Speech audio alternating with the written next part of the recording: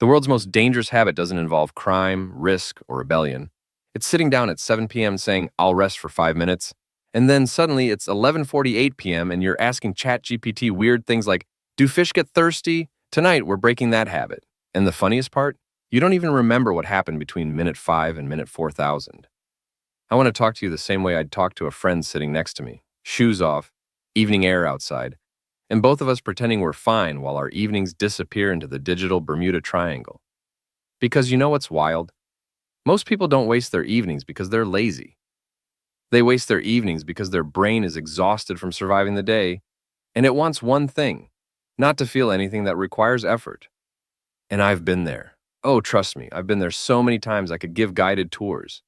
There were evenings where I'd literally open my laptop with some noble intention like, tonight I fix my life, and then I'd blink and end up watching a compilation of animals doing taxes. You ever go down an evening rabbit hole so strange you start to question your entire species? Yeah, that kind of evening. But here's the thing. Those empty evenings, they add up. One wasted evening feels like a pebble. A year of wasted evenings feels like a mountain. And at some point, I realized I wasn't losing time. I was losing momentum. I was losing identity. I was losing myself one comfortable evening at a time. So today, I want you and me to break this cycle, not with discipline, so intense it makes you want to join a monastery, not with guilt or shame or motivational yelling, but with simple, smart, stick-figure logic your brain can finally accept. Because that's all an evening is, a tiny window with gigantic potential. And right now, that window is stuck open and everything valuable is flying out. Let's start from the psychological truth nobody tells you. 1. Your brain has 2 evenings. There's the evening your body experiences, and the evening your brain experiences. Your body gets home and thinks, rest, food, maybe shower, maybe not. Depends on the level of international humidity. But your brain sees the evening like a bonus round of magical second life where you could become the person you keep thinking about becoming. The calmer you, the healthier you, the more focused you, the version of you that doesn't panic scroll until your thumb gets tired. But instead of living that second life, most of us hit pause on our entire existence, and we call that pause relaxing. But is it relaxing? No, you're not relaxing. You're buffering. There's a difference. Relaxing restores you. Buffering numbs you. And most evenings are spent on numb mode. 2. The empty evening autopilot. Tell me if this sounds familiar. You enter your home. Your brain says, we're done for today. And instantly, without any conscious decision, your hand grabs your phone like it's part of your anatomy. You sit, you scroll, you watch, you snack, you scroll again. You refresh apps even though nothing changed. You look at the time and whisper the international tragic phrase, wait, how is it this late? That's the autopilot. And autopilot is powerful because it feels effortless. But here's something funny. Autopilot evenings don't actually feel good. They just feel easy, and easy is addictive. 3. Let me give you a famous example. You've probably heard about how Bill Gates became famous for his focus. But the part people don't talk about is this. He had a rule. No matter how busy or tired he was, his evenings belonged to his mind. Not to entertainment. Not to distraction. Not to the modern digital circus we all live in just to ideas. Moments of stillness. Moments of thinking. Moments where he allowed boredom to breathe. Because boredom is where ideas live, and your evenings are where the new version of you lives. If a man building one of the biggest companies in the world can protect an evening, we can definitely protect at least 1 hour. 4. Why your evenings feel like they disappear instantly. Here's a simple truth. Your brain can focus during the day because it has to. But in the evening, it can only focus if you choose to, and choosing to focus requires, what? Energy. But evenings are not energy time. They're decision fatigue time. They're my boss talked too much today time. They're why is my neighbor vacuuming at 10 p.m. time? So here's a stick figure explanation to make it clear. Imagine your brain as a tired security guard all day. It's been standing at the door blocking nonsense. Now it finally sits down. And the moment it sits down, every distraction walks in like it has VIP access. That's why the evening needs structure, but not strict structure, gentle structure. Think of it like those little fences people put around gardens, just enough structure to keep your attention from wandering into the wild. 5. The 3-minute reset ritual. Here's the simplest trick that changed everything for me. Before sitting on the couch, before touching your phone, before opening snacks, you do a 3-minute ritual. Just 3 minutes. You can't say you don't have 3 minutes. Even my Wi-Fi takes longer to connect than that. The ritual goes like this. Minute 1. Put away anything that's annoying you visually. Clothes, plates, bags, not cleaning, just clearing. Minute 2. Decide how you want the evening to feel. Calm, productive, fun, restorative. Pick one. Minute 3. Set up one activity that matches the feeling you want, not 10. 1. You basically tell your brain, buddy, this is the plan, nothing crazy, just a direction. Your brain loves direction. It hates chaos. Evening chaos is its enemy. 6. The 20% rule.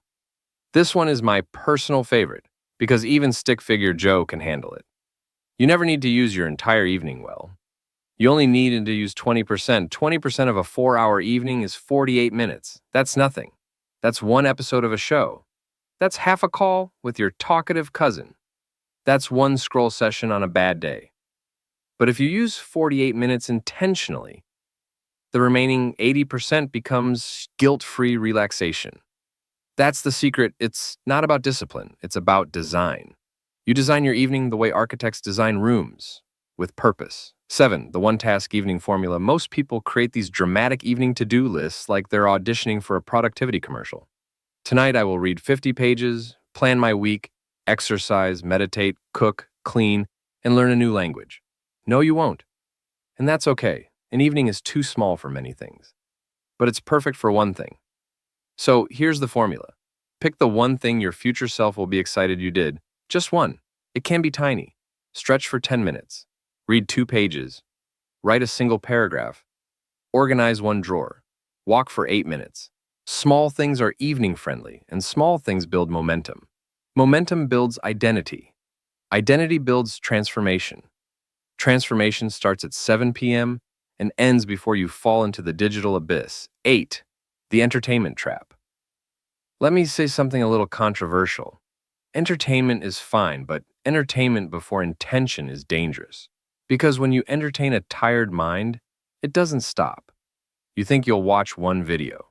Your brain hears, "Tonight we feast." Entertainment is like that friend who says, "I'll leave early," and then ends up staying until 4 a.m., telling stories about camels or something 9.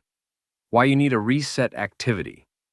A reset activity is something simple that breaks the evening autopilot. It can be a 5-minute stretch, a shower, a walk to the balcony, a cup of tea, watering a plant, sitting on the floor like a confused philosopher. Anything that interrupts the scrolling trance. I use something from one of the Wise Joe ebooks, a concept called micro-momentum. It basically teaches you how tiny actions can flip your mental state instantly, and trust me, the evening is the perfect time for micro-momentum. Then, the question most people avoid. If you looked at your evenings from the outside, like watching a stick figure version of yourself, what's the one word that describes them? Not judgmental, just honest. Is it drained and empty, chaotic, lost, comfortable, automatic, and quiet? That one word tells you everything. It's the reason many viewers will comment that word below, not as a task, but as a moment of recognition. Because once you can name a pattern, you can break it. 11. The evening identity shift. This is where everything changes. Stop treating evenings like leftovers. Start treating them like the beginning of your next day. Because if you spend your evenings intentionally, your mornings become powerful. Your confidence increases. Your self-respect returns. Your brain becomes your teammate again. Suddenly, the couch loses its magnetic force. The phone becomes a tool instead of a black hole. And time starts to feel slower, richer, calmer. That's the evening identity shift. You're not someone who wastes evenings. You're someone who uses them softly, calmly, intelligently. Not perfectly. Just intentionally. Every evening gives you a chance to return to yourself. To the version of you that doesn't get buried under responsibilities, the version that wants to grow, the version that remembers their dreams, the version that still believes in better. You don't need a miracle. You don't need a new life. You don't need to change everything. You just need one good evening. Because one good evening can turn into many. And many good evenings can quietly build a life you didn't think you had the energy for. Tonight is coming. It always does. And the question isn't, how much can you do? The real question is, what tiny thing would make you proud when the night ends? Answer that, and your evenings will never disappear again.